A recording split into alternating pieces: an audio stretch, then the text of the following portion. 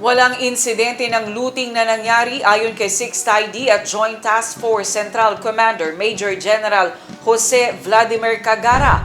Paglilinaw ito ng opisyal kasunod ang napaulat na umano'y pagkawala ng ilang mahalagang gamit, kabilang na ang ginto sa pamamahay ni Nabalawag Mayor Renz Tucuran, kasunod umano ng isinagawang Joint Law Enforcement Support Operation ng mga sundalo at pulisya.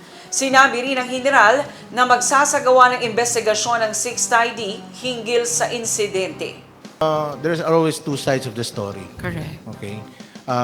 That's why on my end as the commander, I already told sa level ko to conduct an internal investigation to check on the troops. And based on my initial talks with the operating troops, walang insidenteng ganun nangyari. But then again, I assure you that our unit, the organization, particularly the Philippine Army, is very strict on the discipline.